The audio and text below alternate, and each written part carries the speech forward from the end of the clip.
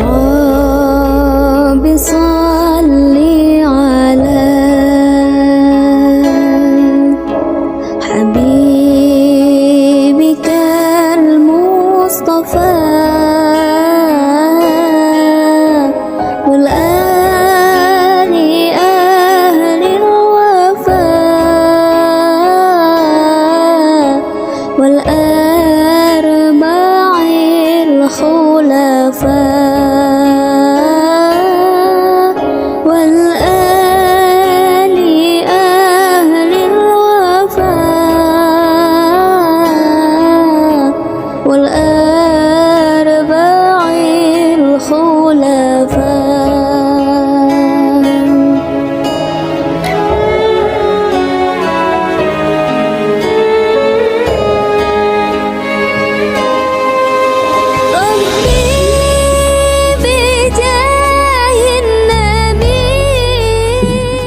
Tes satu tes lah kita harus saja barusan sih dengan parahnya.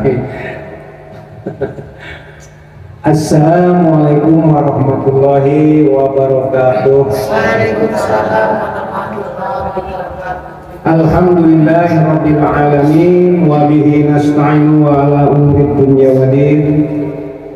Wassalatu wassalamu ala asrafil anbiya'i wa mursalin wa ala alihi wa sahbihi wa barik wa salim ajma'in, amma ba'du. Allahumma aftah alaina hikmataka wansur alaina rahmataka ya jal jalali wal ikram. Mungkin bisa ingat kayak saya kalau nggak saya. Ibu-ibu, bapak-bapak, anak-anakku sekalian, jamaah Majlis Dzikir Al-Muhajirin yang dirahmati Allah Subhanahu wa taala. Pertama-tama marilah kita panjatkan puji syukur kehadirat Allah Subhanahu wa taala atas nikmat rahmat yang telah diberikan kepada kita sekalian, terutama nikmat sehat wal afiat, nikmat panjang umur, sehingga masih kita diberikan kesempatan bertemu dengan bulan Ramadan tahun 1444 Hijriah ya. Masehinya 2023. Alhamdulillah kita masih bisa dipertemukan dengan bulan yang penuh dengan maghfirah, ampunan. Kemudian salawat serta salam tidak lupa kita limpah curahkan kepada junjungan kita Nabi Agung Muhammad SAW beserta para keluarganya, sahabatnya, dan sampai pada umatnya akhir zaman nanti. Yang tak kalah penting, kita semua kita mendapatkan syafaatnya di yaumil kelak, di yaumil qiyamah. Amin Allahumma amin amin ya rabbal alamin. Sebenarnya itu Pak, saya mengulas tadi tentang Majlis Dzikir. Emang kita itu tanpa perencanaan, tanpa ada angan-angan, gambaran ya, kalau bukan karena kehendak Allah Subhanahu wa taala itu tidak akan terjadi ya Bu, Pak. Jadi jangan melihat karena saya atau karena Pak Engkos, karena saya berdua sama Pak Bapak semua itu hanyalah syariat jalannya ya Ibu. Kita memang harus begini ya.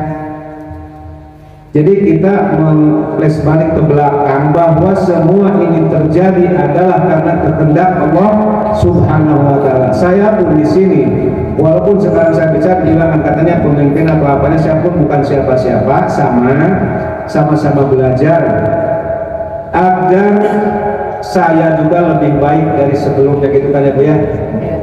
Jadi nanti mungkin kalau pasti ada pertemuan lagi Pak Yanto akan mencurahkan lagi, tapi tidak sanggup untuk berbicara, jadi nanti untuk lain kali.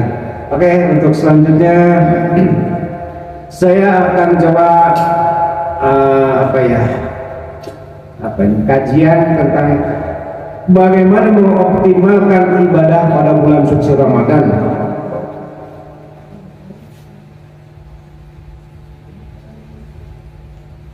Ibu-ibu, bapak-bapak, anak-anakku sekalian,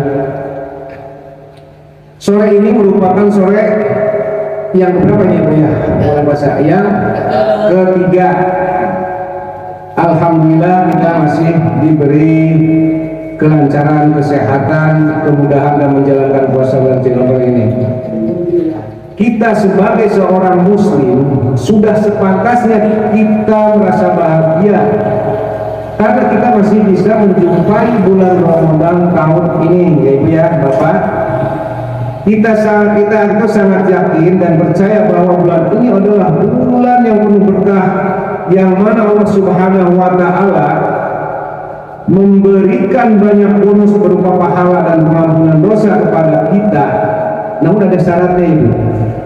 Syaratnya itu kita di bulan itu harus banyak melakukan amalan kebaikan dan pertaubatan yang semaksimal mungkin. Ya kan Mbak? Jadi tidak hanya untuk menjalankan ibadahnya aja. Allah Subhanahu wa Ta'ala berfirman dalam Quran surat Al-Baqarah ayat 185, Sahru Rabbana ladina unzila fihil Qur'ana hudan linnas wa bayyanatin minal huda wal furqan, yang artinya bulan Ramadan adalah bulan yang padanya diturunkan Al-Quran sebagai petunjuk bagi manusia dan berisi penjelasan dari petunjuk dan sebagai pembela antara yang hak dan yang batil, yang baik dan yang salah. Yang baik dan yang salah. Jadi Quran itu jelas untuk membedakan, menerangkan mana yang baik, mana yang tidak, kan gitu ya. Saya nggak akan membahas itunya sih, saya bukan ahli itu di sini, nanti salah.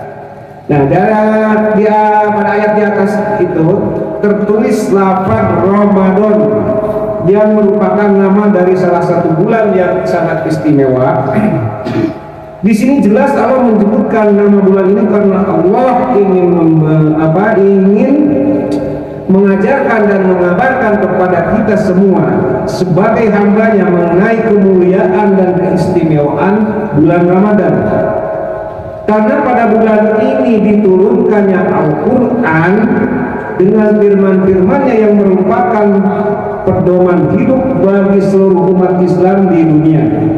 Tidak ada keraguan terhadapnya karena garansi langsung dijamin oleh Allah Subhanahu wa Ta'ala. Jadi Quran itu dijamin oleh Allah Subhanahu wa Ta'ala. Nah, kemudian pada bulan ini juga Allah menganjurkan kita untuk senantiasa mengamalkan dan menghafalkan setiap ayat-ayat Al-Quran. Maka kita udah nggak asing lagi kalau di bulan Ramadan ya, pasti kita dari dengar tadarusan kadang-kadang sampai larut malam ya. Cuma terkadang orang kita, orang Islam sendiri berisik kan. Ini kadang-kadang tidak dikendala, padahal harusnya dinikmati, justru dihidupkanlah pada bulan Ramadan itu dengan ramai ya kan, dengan baca tadarus, dengan tradisi-tradisi. Nah, sekarang rasanya bulan puasa itu tidak seperti itu, tidak menggigit lagi. Kalau kata kasar saya nggak bisa bahasa Jawa sih, jadi bahasanya Indonesia kayak itu. Jadi agak bingung sekarang main kesini itu ya Pak, puasa sekarang ini tidak seperti dulu gregetnya ya bulan Ramadan itu. Kadang-kadang katanya berisik, speakernya gini, aja mulai kencang ya, ya itu kata mereka, tapi kita juga tidak boleh udahlah, dan jadi masalah. Nah, ibu-ibu, bapak-bapak yang saya hormati, yang insya Allah dirahmati Allah Subhanahu wa Ta'ala, pada bulan ini Allah memerintahkan kita untuk berpuasa 1 bulan penuh, tidak makan, tidak minum, dan menahan hawa nafsu kita mulai dari terbit fajar sampai terbenamnya matahari. Itu kita lakukan untuk ibadah dan untuk mengharapkan ridhonya Allah Subhanahu wa Ta'ala.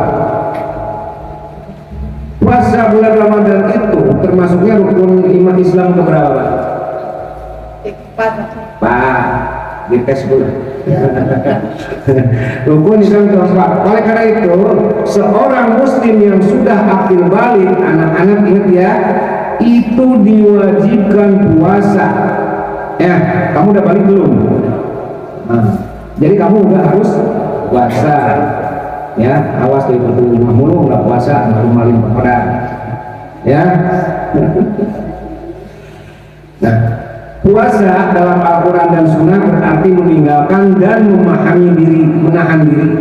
Dengan kata lain, menahan dan mencegah diri dari memenuhi hal-hal yang boleh mengikuti urusan perut dan keinginan hawa nafsu lah ya, bahasa dibilangnya, dan suami istrinya ya. Nah, sedangkan pengertian puasa secara syar'i berarti menahan dan mencegah diri dari secara sadar dari makan minum, hubungan dan hal-hal sejenis selama sehari penuh, yakni sejak munculnya fajar hingga terbenamnya matahari. Ya ayyuhalladzina amanu kutiba alaikumus syiyam kama kutiba alal ladzina min qablikum la'allakum tattaqun.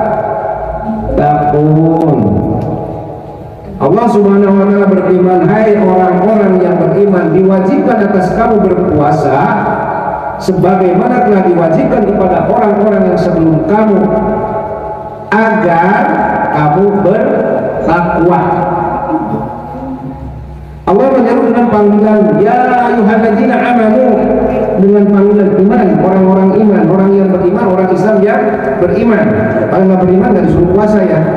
Ya ayyuhalladzina amanu. Makanya kalau orang yang disuruh puasa, kamu melakukan puasa, anak-anak, berarti kamu itu orang-orang beriman, orang Islam yang beriman. Ya, nah lalu Allah menegaskan di akhir ayat ini ada menegaskan tujuan ayat dari ibadah puasa yang terwajib itu yaitu la'alakum tattaqun. Intinya puasa itu untuk la'alakum tattaqun, agar kita bertakwa. Iya Bu ya Bapak. Nah takwa itu apa? Takwa itu takut. Tahu takut? Takwa itu takut sehingga kita taat. Dengan taat maka kita akan menjalankan perintah Allah Subhanahu wa taala dan meninggalkan larangannya. Jadi orang yang beriman belum tentu bertakwa, tapi orang bertakwa udah jelas beriman. Kalau orang udah beriman terus bertakwa, jadilah muslim, mukmin. Ya. Contoh kayak gini. Ibu sakit. Ya. Datang ke Ibu Haji Sus. Siapa sih ibu? Ke ibu ini Bu RT datang. Terus ibu mengatakan, ibu terkena penyakit mah. Ibu percaya. Kalau ibu percaya berarti ibu beriman. Ibu substansi bilang, ibu jauhi larangannya makan ini, ya. Ikuti perintahnya, ini obatnya dimakan pagi 1, 2, 3, nanti siang 1, 2, 3. Terus ibu ikuti, namanya ibu takwa. Karena ibu takut dengan mana itu, takut mati. Ya Bu ya, persis ini pun sama kayak gitu takwa. Jadi kita takut, akhirnya taat, kita jalankan perintahnya Allah, kita tinggalkan larangannya Allah. Maksudnya kenapa? Ya, nah itu. Nah, sifat orang yang bertakwa itu akan selalu berhati-hati dalam setiap langkah. Dia akan selalu memuhasabahi dirinya. Jadi dia itu selalu introspeksi, ya, Bapak ya. Jadi selalu koreksi dirinya. Dia mau melakukan apa, takut salah, apa ini benar enggak? Apa saya ngomong ke ini itu nanti sakit hati enggak? Apa nanti jadi dosa enggak? Itu orang sifatnya orang yang udah takwa. Dia tidak akan berhenti lagi Bu. Kebanyakan kita kan tapi insya Allah untuk sekarang apalagi tambah bulan puasa ini kita udah tidak ada untuk masalah gibah ya Bu ya, walaupun ada cuma sedikit ya Bu ya, udah sekarang kalau sebelum apa udah biar jangan terlalu bintang. Nah kemudian dalam puasa juga ada amal mulia yang paling akan dibalas oleh Allah Subhanahu wa taala. Jika amal-amal lain telah disebutkan pahalanya oleh Allah Subhanahu wa taala, ternyata puasa itu pahalanya akan langsung diberikan oleh Allah Subhanahu wa taala tanpa diberitakan terlebih dahulu berapa batasan pahalanya. Jadi tidak ada batasan sekian kali sekian kelipatan sekian, puasa itu tidak ada. Tidak seperti sholat sekian derajat sekian derajat. Kalau puasa tidak. Dia terserah Allah mengasihkan, tergantung kualitas kita puasanya, kan gitu ya Bu ya. Ibarat seorang yang bekerja di sini disebutkan gajinya sekian, maka kita bisa memperkirakan berapa hasil yang diperoleh, ya kan? Nah, tapi kalau ownernya atau perusahaan atau bos kita yang mengatakan kerjalah dan saya langsung akan memberikan gajimu, bisa jadi hasil yang dikasihkan ke kita itu akan lebih dari yang apa yang kita harapkan kan? Sama puasa pun begitu. Jadi puasa itu tidak ada kelipatan sekian tidak ada. Allah Subhanahu wa taala yang akan langsung ngasih. Nah, tinggal kita gimana puasanya, kualitasnya. Kayak sodako misalnya, sudah sebutkan Allah Subhanahu wa taala, perumpamaan harta yang dikeluarkan oleh orang-orang yang meletakkan hartanya di jalan Allah adalah serupa dengan sebulir benih yang menumbuhkan 7 bulir, pada tiap-tiap bulir 100 biji akan melipatkan ganda ganjaran bagi siapa yang dikehendakinya. Jadi kayak contohnya tuh, kalau kayak sodako itu sudah dijelaskan, ibarat kita dalam satu biji tumbuh, dari biji ini akan tumbuh berapa ini kayak padi kan, cuma satu jadi banyak kan ya Bu, itu ibarat kayak itu dikali lipatkan itu kalau untuk sodako. Makanya nggak rugi kalau sodako, tapi lalu sini saya sudah perhatikan sodako di situ udah salut saya kalau ini udah dilarang suruh bawa makanan malahan jadi penuh makanan, berarti itu udah satu kesadaran. Mudah-mudahan kita diangkat ekonomi yang dicukupkan rezekinya ya, amin. Nah, puasa itu tidak bisa disamakan dengan sodako ini kecuali amalan-amalan di bulan puasa. Kita di bulan puasa itu harus banyak mengamalkan seperti apa ya, taraweh, baca tadarus apa. Nah, itu yang akan kalau 10 kali lipat ganjarannya itu untuk amalan yang dilakukan pada bulan puasa. Tapi untuk puasanya tidak ada batasan, terserah mau-maunya Allah ya. Kita mau lebih banyak, lebih bagus, puasanya kita perbaiki yang bagus. Puasa itu untuk mengekang nafsu, menjaga lisan kita supaya tidak ngomong ya. Ya. Iya. Tapi jangan di saat puasa aja, setelah puasa kita harus dijalankan, karena puasa itu isinya pendidikan. Karena dibilang Ramadan itu bulan pendidikan dan bulan sabar, latihan sabar ya. Nah, nanti setelah kita Ramadan, kita terapkan apa yang kita dapatkan dari bulan puasa ini, sama dengan haji, umroh. Di sana haji begini, datang sini jangan terus ini, gitu. Jadi harus lebih baik. Jangan waktu ke sana belajar sana baik, pulang ke sini sama aja. Kadang-kadang kalau itu tidak, sama puasa pun begitu. Sekarang kita jaga lisan, jaga mata kita, jaga kuping kita, jaga hati kita. Nanti setelah puasa itulah kita jalankan seterusnya. Sekarang rajin tadarus, yang sudah puasa kurang lagi, kayak gitu. Bisa juga ngomong kadang-kadang sudah yang ada terus siapa ya? Ya minimal ada gitu. Udah waktu ini belum sih, masih kan? Masih lama. Nah, kita berdoa semoga termasuk orang-orang yang bertebal ketakwaan kepada Allah Subhanahu wa taala. Karena emang yang orang yang paling wajib Allah itu ialah orang yang bertakwa. Nah, cara untuk mengisi amalan pada bulan Ramadan itu satu dengan berpuasa ya Bu ya, dan jelas menjalankan puasa. Puasa itu wajib. Jadi kalau nggak dijalankan kita berdosa, kalau dijalankan kita dapat pahala, kalau nggak dijalankan kita dapat siksa ya.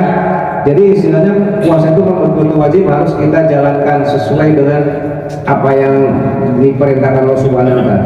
Kemudian kita juga amalan itu menghidupkan malam dengan salat malam tarawih.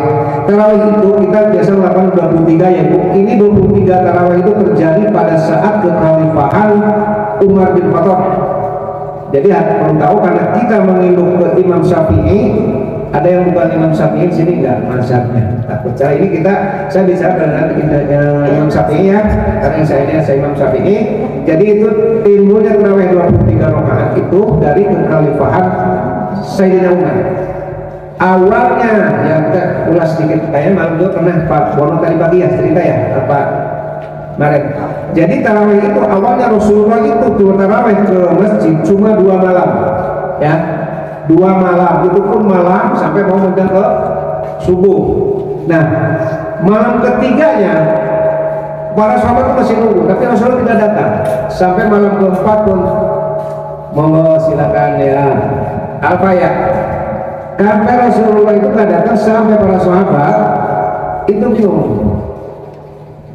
Nah, akhirnya mereka sholat masing-masing, ya. Nah, setelah itu Rasulullah besok ditanya kenapa tidak takut, karena takut diturunkannya wahyu sehingga diwajibkan sholat apa namanya taraweh. Coba segitu banyaknya kuat nggak? Oh, jeratnya dia orang suruh sholat yang 24 rakaat aja males tuh ya. Patur kalau nggak ada obrak-obrak gimana nggak sholat? Ya kan lo, itu riwayatnya. Nah, terjadinya 23 rakaat saat itu zaman Khalifah Umar bin Khattab, itu orang-orang di masjid itu pada sholat bergerombol masing-masing. Nah, akhirnya setelah itu diinstruksikan sama Sayyidina Umar bin Khattab, udah sekarang kasih imam sholat berjamaah, dibakukan 23 rakaat. Ini bid'ah, tapi bid'ah yang hasanah, yang baik, ya kan? Masa yang menginginkan sahabat Rasul, ya itu yang terjadi. Jadi 20 ditambah 3 witir, ini yang terjadi. 11 itu ada keterangannya dari Siti Aisyah kalau nggak salah. Rasulullah tidak pernah sholat malam hari lebih dari 11 rakaat. Cuma saat itu saya juga nggak bisa ngupasnya ya, nggak tahu itu tentang di bulan Ramadan apa bukan, itu saya juga nggak tahu. Tapi tidak ada yang salah, semua silakan, boleh, karena itu kan sunnah. Yang nggak baik, yang nggak mau sholat, ya. Jadi jangan mau fanatik sama ini begini sama, itu saudara kita sama, ya, ibu kayak gitu. Terus kita juga banyakin berinfak, sedekah, memberi buka puasa kepada orang-orang yang membatalkan puasa. Terus banyak baca Al-Quran itu dengan tadarusan. Ada yang tadarusan ya? Iya, maksudnya sendiri-sendiri nggak apa-apa. Ya biar cepat baca juz amma langsung sama. Kemudian ya, ini kayak anak-anak dulu daripada enggak biarin sesuatu gitu. Terus kita juga di bulan ini banyak bertaubat itu. Kebetulan kita di tiap malam seminggu ini ya, Pak Haji, Ibu ya, kita lagi melakukan wirid yang tadi jasakan itu selama seminggu rencananya gitu. Kemudian minggu keduanya istirahat, apa itu sudah tahu. Nah, minggu ketiga kita naik lagi. Kita mohon ampunan dosa. Kemarin banyak malam tadi banyak yang cuti, ini termasuk Umar ya. Si Teteh cuti. Ya nggak apa-apa teh. Ya. Terus memperhatikan aktivitas sosial dan dakwah, meningkatkan ibadah pada 10 hari terakhir. Kemudian lebih bagus. Kita juga ya puasa ini harus malu kalau sampai kita nggak melakukan puasa, sampai kita nggak bisa melakukan apa yang pernah Rasulullah perintahkan, yang Allah perintahkan. Sebab Rasulullah sendiri menjalankan ibadah puasa meskipun dirinya itu sudah dibebaskan dari dosa. Kenapa kita enggak sampai mau kan itu ya Bu ya? Rasul aja yang udah dijamin, yang udah dibebaskan dari dosa masih melakukan puasa, masih mau taraweh malam, masih mau tahajud, masih melakukan kebaikan-kebaikannya. Nah, kenapa kita tidak? Ini jadikan untuk apa istilah cambuk buat kita ya Bu ya? Nah, maka dari itu gunakanlah bulan ini untuk beribadah dengan sebaik-baiknya. Mintalah ampun kepada Allah Subhanahu wa taala sebagaimana yang pernah diajarkan Rasulullah sallallahu alaihi wasallam. Nah, di sini ada keterangan untuk sholat yang malam itu. Barang siapa sholat malam pada bulan Ramadan atas dorongan iman, bukan keterpaksaan ya Bu ya. Kita melakukan sholat jangan karena keterpaksaan, benar-benar ikhlas karena berdasarkan iman kita, niat yang ikhlas, maka diampuni semua dosanya yang telah lalu, dijanji Allah ini ya. Jadi jangan karena kita terpaksa pengen dilihat orang, karena ada mertua, karena ada mantu, karena ada si A si B, jangan karena itu, tapi kita harus karena Allah Subhanahu wa taala. Karena bulan suci ini sangat istimewa. Yang kita dapat lakukan dengan melakukan sholat malam, terus tadarusan, nasi buka orang-orang yang berpuasa, itu pahalanya itu berlipat ganda sampai 10 kali lipat. Sayang kalau sampai enggak kita ambil. Kemudian perbanyaklah zikir mengingat kepada Allah Subhanahu wa taala dari mulai sekarang dan untuk selanjutnya ya. Tapi saya percaya sih bukan udah di majelis zikir, masa nggak diterusin zikirnya walaupun sendiri-sendiri ya Bu ya. Nah kemudian di akhir apa ini tausiah atau apa saya bingung saya kajian ini ya. Di akhir kajian ini saya ingin mengajarkan sebuah doa yang diwasiatkan oleh Rasulullah SAW untuk kita baca setiap selesai sholat. Ini saya juga kadang-kadang lupa Ibu. Tapi coba kita untuk diingatkan agar kita sama-sama ya Pak ya bisa gini. Bacanya itu ini, Allahumma a'ini ala dzikrika wa syukrika wa husni ibadatika.